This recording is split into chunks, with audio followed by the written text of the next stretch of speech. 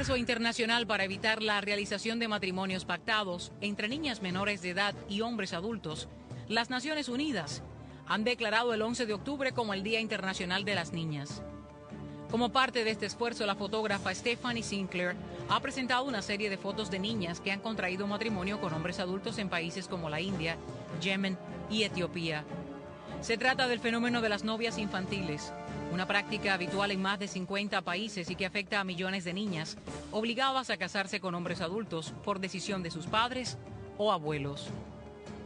Tan solo en Afganistán se considera que el 57% de las niñas son obligadas a casarse antes de los 16 años, a pesar de que la ley lo prohíbe. Expertos aseguran que estos matrimonios tempranos, además de crueles, provocan un serio daño en el desarrollo de las niñas, a las que se les roba su infancia y pierden el derecho a la educación, entre otros perjuicios. Muchas de estas novias infantiles son víctimas de abusos físicos, sexuales y verbales. Otras terminan escapando de la casa de sus esposos, pero al ser rechazadas por su familia, deben sobrevivir en las calles con un futuro mucho peor e incierto. Tenemos dos temas en este segmento y tenemos precisamente al profesor Daniel Álvarez, analista político, experto en el Oriente Medio, profesor de religión en FIU. Muchas gracias por estar con nosotros, profesor Álvarez. El doctor Joseph Haggi, analista político, experto también en el Medio Oriente, presidente del Consejo de Coordinación Americano-Libanés. Muchas gracias. Doctor Haggi, ¿esa es la cultura que quiere dominar el mundo y convertirnos a todos en un califato? Desgraciadamente... Casándose con niñas de 5 años y 7 años. Desgraciadamente en lugares como Pakistán, en Afganistán, aunque la ley dice que la edad mínima es 16 años, ellos se ríen de esas leyes. Es más, en el 2006 hubo unas reformas importantes para proteger a las mujeres de violaciones, de este tipo de abuso. Para la mayoría de los mulas, es decir, los líderes religiosos fundamentalistas se ríen de esas leyes y más están atacando a esas mismas mujeres, como hemos visto este último ataque de esa niña. Así que es bochornoso lo que está pasando en ese mundo y es hora de que el mundo musulmán en particular despierte a la tragedia que vive la mujer en ese mundo. Pero ¿cómo puede modificar el mundo musulmán? Y la pregunta también para el doctor Haggi, cuando el propio Mahoma se casó con mujeres de 12 años. Eso es una cosa que he leído feministas musulmanas y se dan cuenta de que ahí tienen un problema.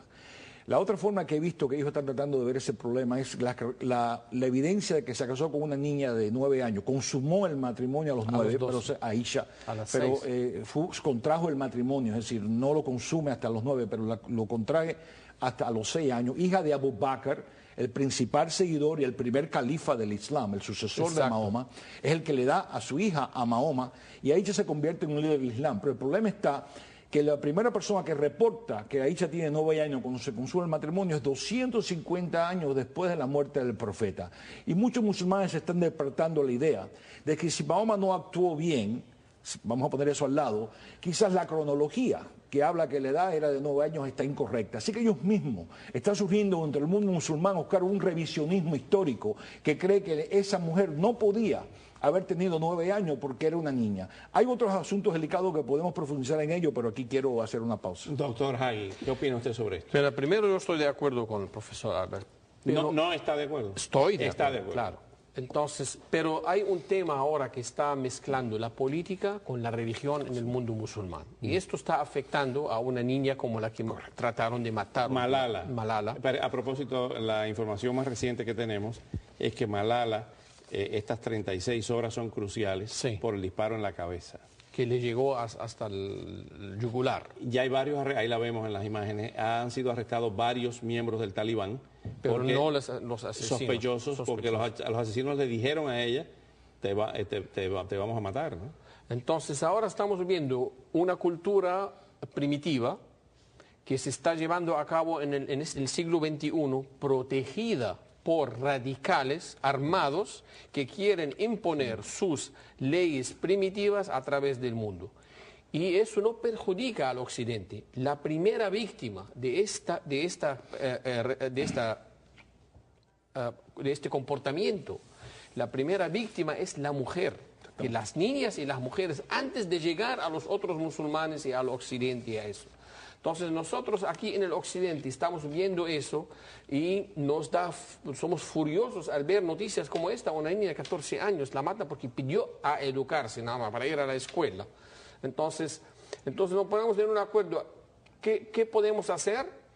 ¿Y qué es lo que se puede hacer? Nosotros solo no podemos hacer nada. Nosotros necesitamos aliados dentro de la cultura, dentro de del mismo país a donde pasan estas cosas, que son países árabes musulmanes o países de Asia del Este, como Pakistán, Afganistán y eso. Necesitamos aliados, invertir en esa gente para que ellos hagan la revolución contra su propia gente. Pero Haji, el problema que ellos tienen, que Arabia Saudita, que es el líder de cierta manera, ¿no?, del mundo musulmán, Meca no tiene una edad menor de cuando las niñas se casan.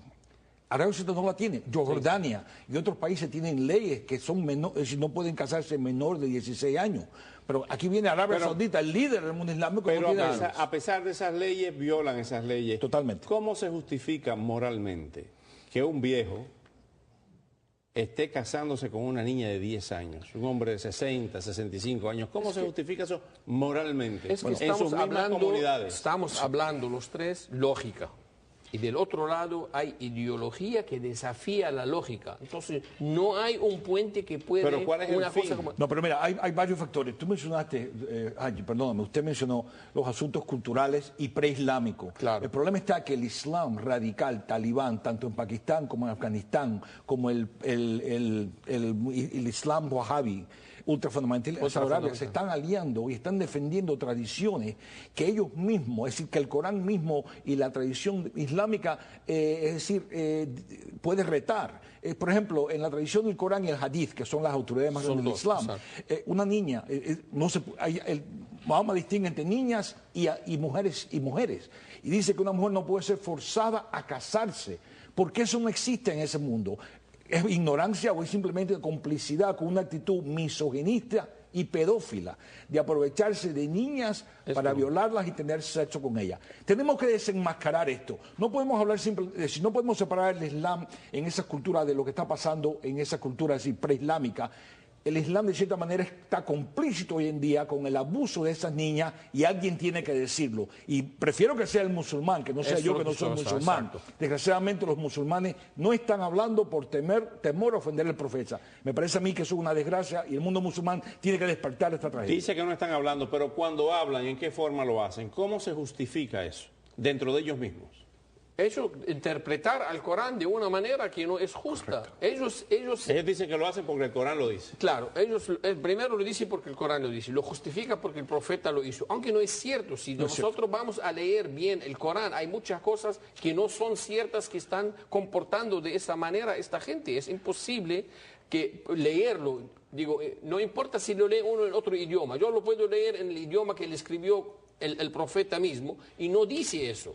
Entonces, cuando discutes con un musulmán, lo primero que dice, tú no eres musulmán, no sabes, no tiene nada que ver. No, pero indiscutiblemente, Oscar, tú mencionaste un punto importante, que te dijo, las feministas islámicas que existen dentro de Pakistán, que han tratado de defender a la mujer, se dan cuenta que están luchando contra la marea. Claro. Es decir, los mismos islamistas prefieren islamizar culturas preislámicas que son misoginistas, que son hasta, es decir, con instinto hasta pedófilos, para no soltar ese poder. Es desastroso. Volviendo al tema de Malala, Malala es la niña de 14 años pakistaní, donde vinieron, aquí le llaman hitman, asesinos a sueldo, sicarios, que llegaron no uno, sino tres, y le han disparado, especialistas del talibán en disparar a la cabeza. Francotiradores. Francotiradores especialistas en disparar a la cabeza.